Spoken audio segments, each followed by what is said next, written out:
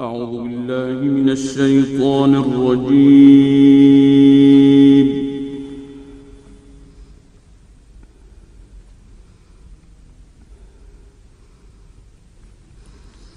بسم الله الرحمن الرحيم.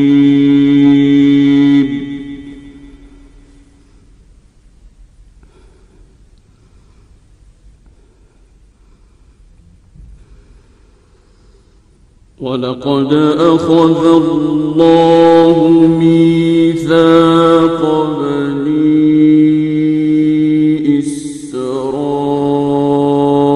إسرائيل وبعثنا منهم 12 نقيبا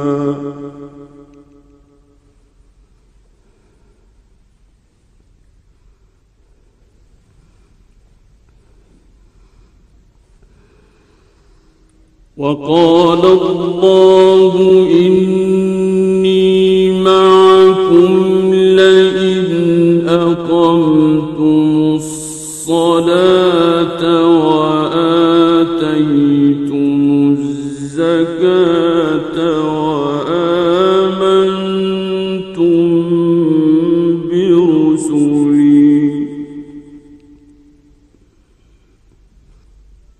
وآمنتم برسلي وعزرتموهم وأقرضتم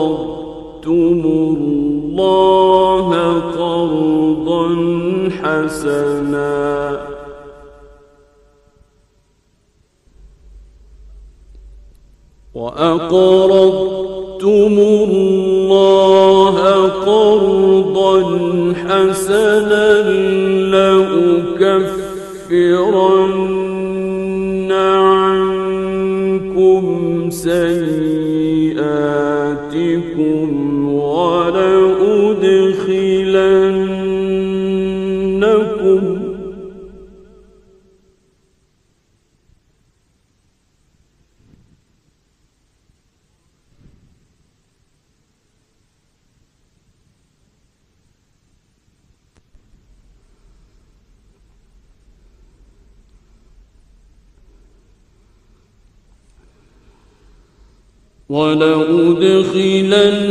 ولأدخلنكم جنات تجري من تحتها الأنهار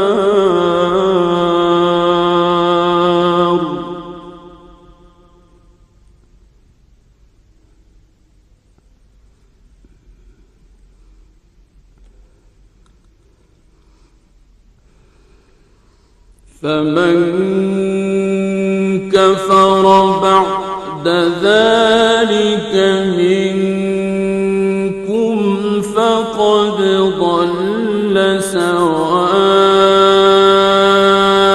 السبيل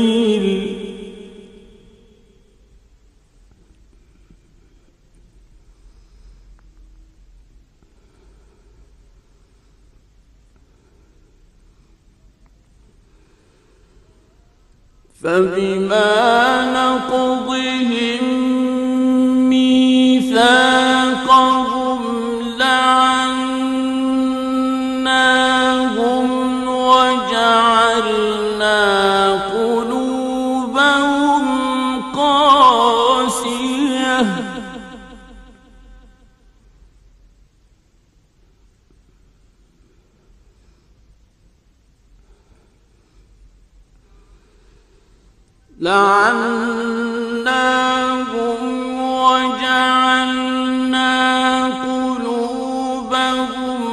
قاسية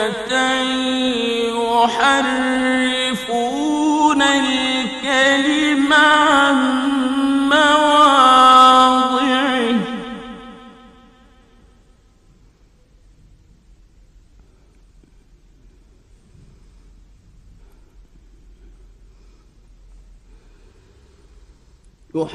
يحرفون الكلم عن مواضعه ونسوا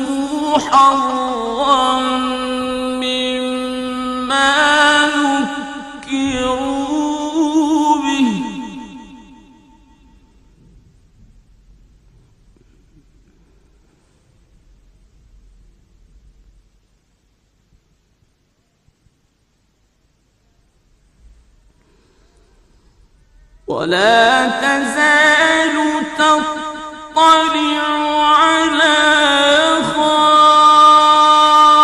خائنة منهم إلا قليلا منهم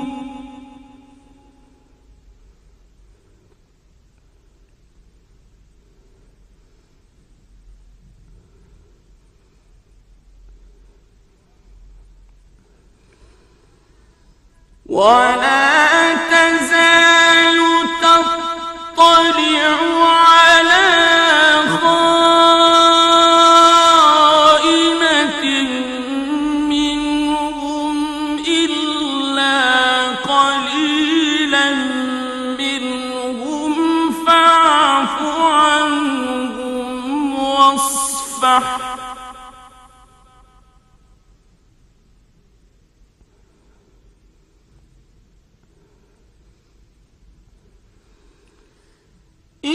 إن الله يحب المحسنين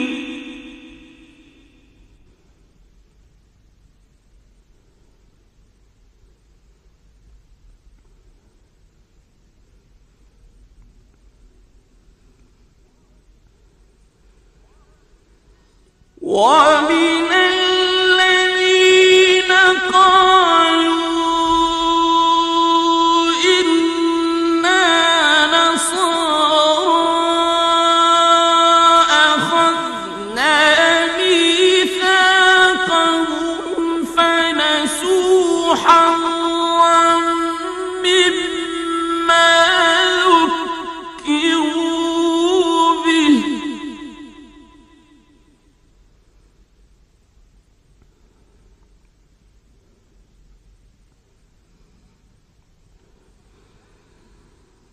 فنسوا حظا مما ذكروا به فأغرينا بينهم العداوة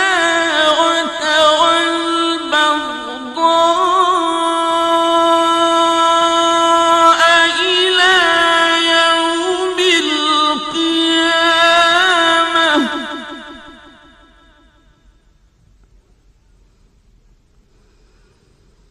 وسوف ينبئهم الله بما كانوا يصنعون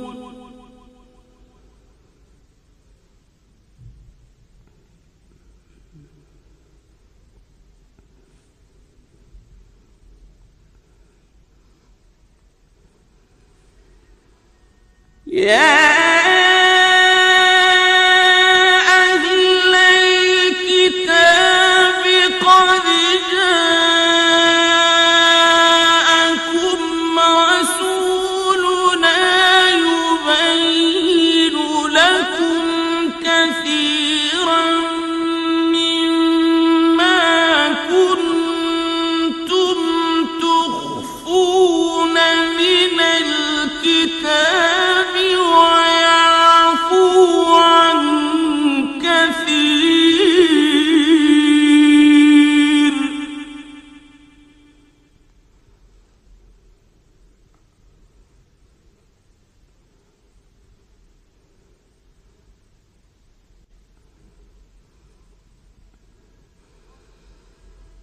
قد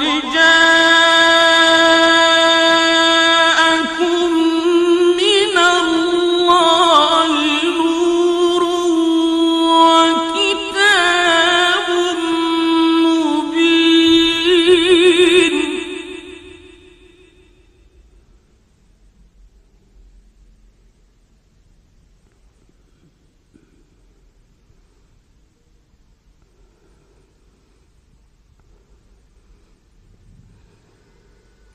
يا أهل الكتاب قد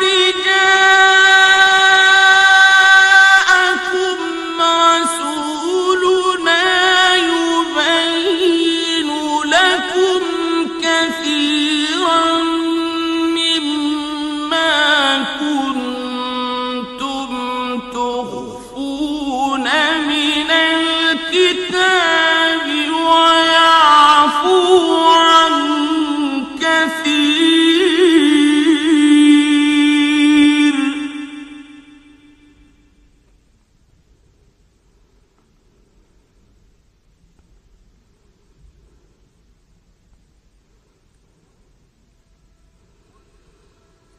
قد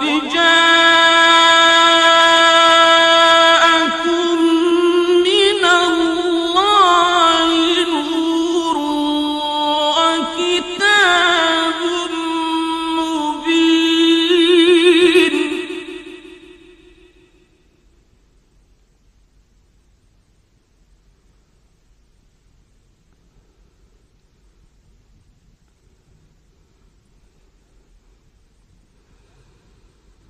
يهدي به الله من اتبع رضوانه سبل السلام ويخرجهم من الظلمات إلى النور بإذنه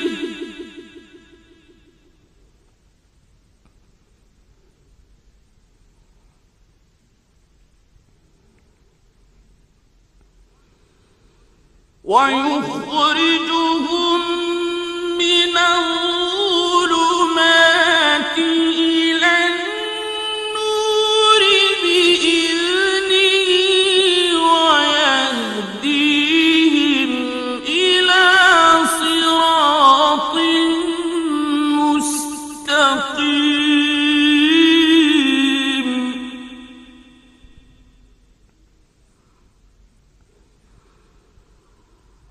لقد كفر الذين قالوا إن الله هو المسيح ابن مريم قل فمن يملك من الله شيئا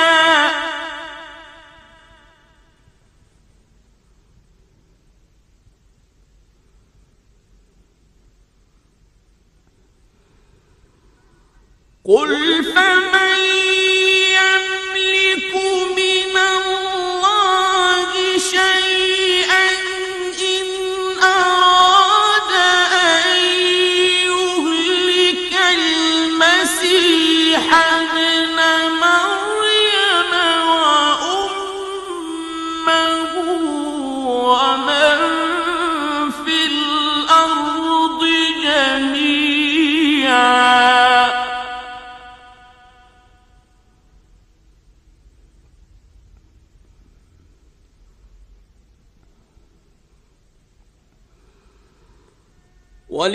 ولله ملك السماوات والأرض وما بينهما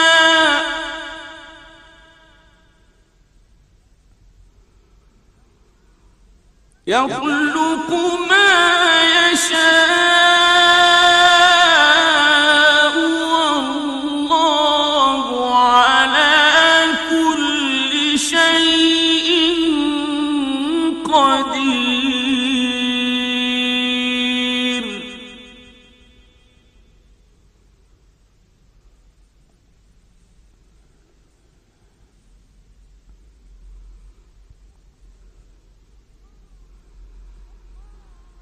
وقالت اليهود والنصارى نحن أبناء الله وأحباؤه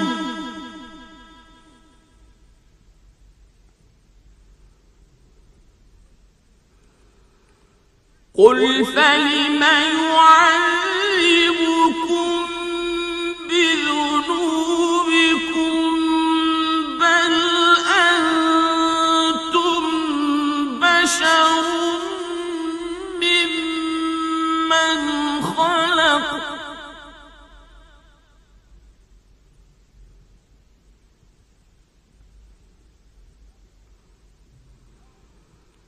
يغفر لمن يشاء ويعذب من يشاء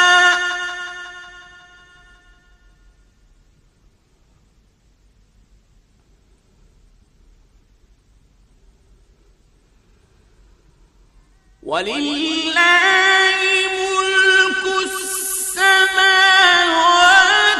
والأرض وما بينهما وإليه المصير.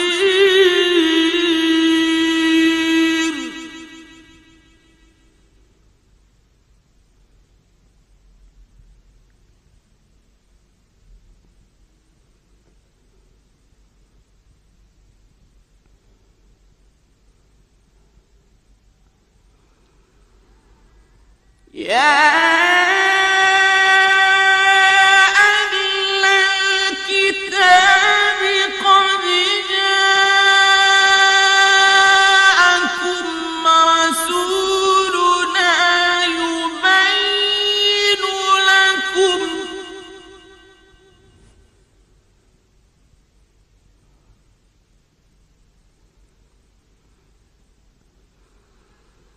يبين لكم على فترة من الرسل أن تقولوا ما جاءنا من بشير ولا نذير.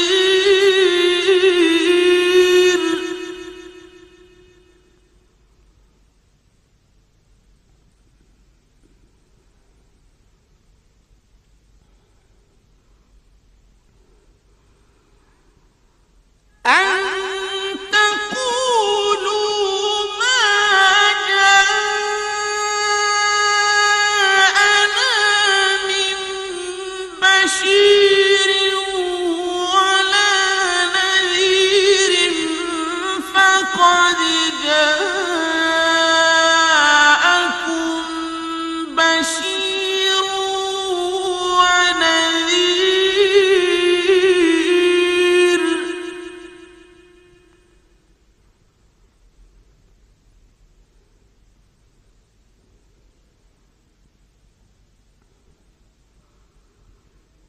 والله على كل شيء قدير.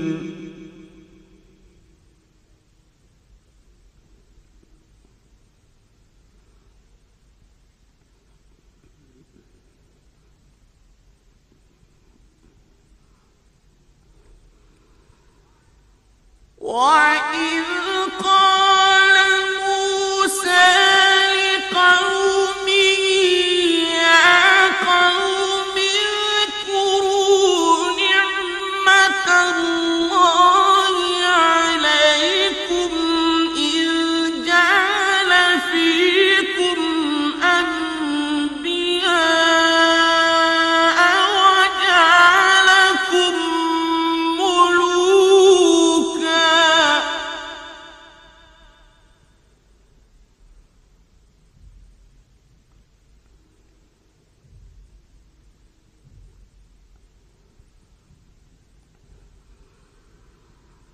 إذ جعل فيكم أنبياء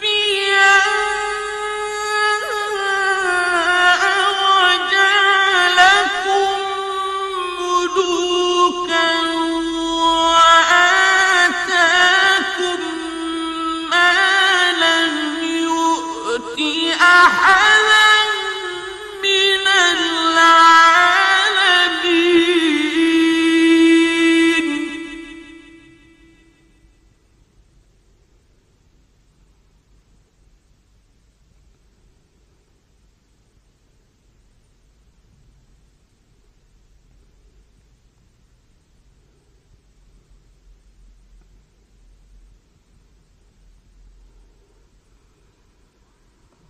وإذ قال موسى لقومه يا قوم اذكروا نعمة الله عليكم إذ جعل فيكم أنبياء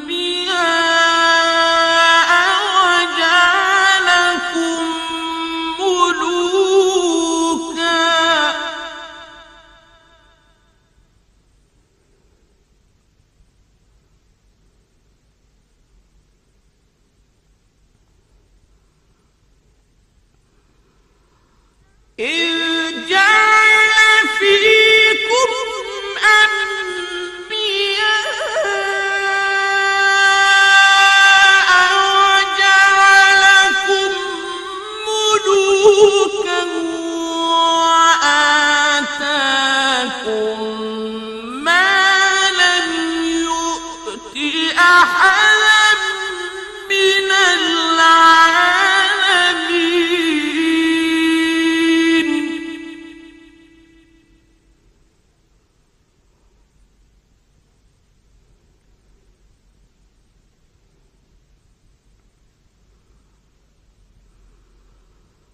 يا قوم ادخلوا الأرض المقدسة التي كتب الله لكم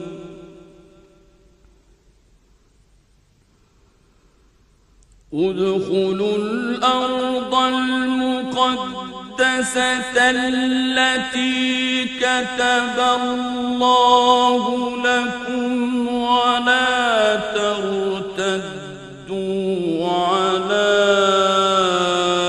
أدباركم فتنقلبوا خاسرين.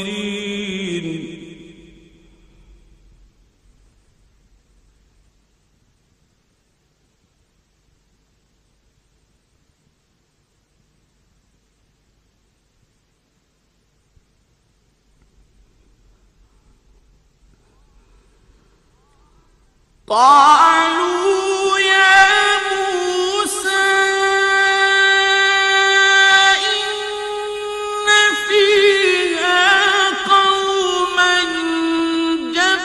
جبارين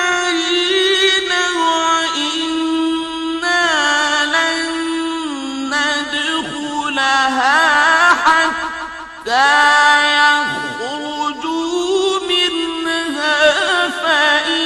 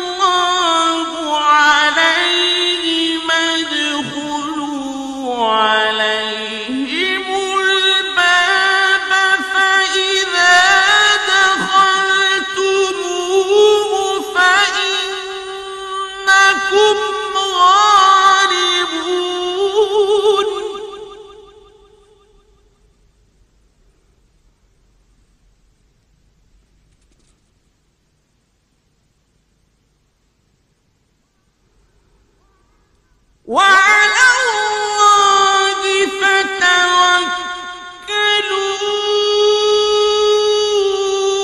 إن كنتم مؤمنين.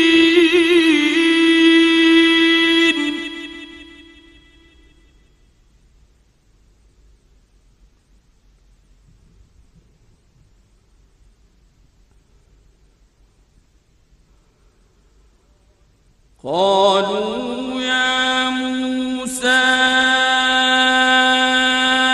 إنا لن ندخلها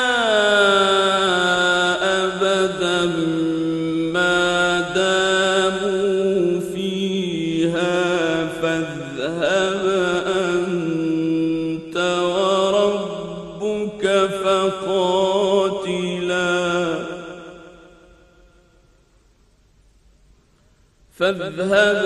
أنت وربك فقاتلا إنا هاهنا قاعدون.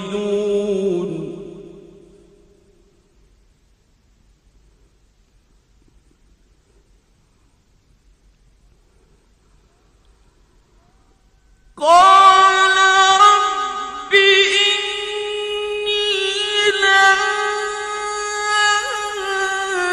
أملك إلا نفسي وأخي فافرق بيننا وبين القوم الفاسقين.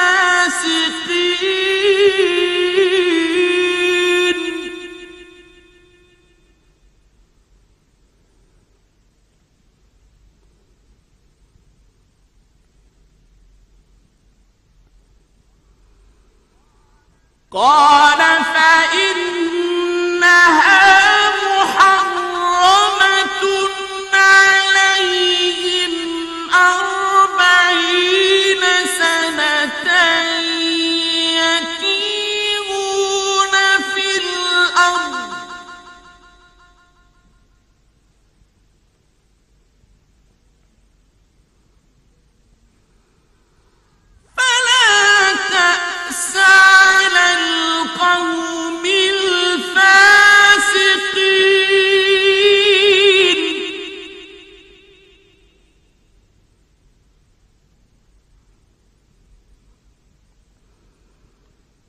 قال فإنها محرمة عليهم 40 سنة يتيهون في الأرض فلا تأس على القوم الفاسقين.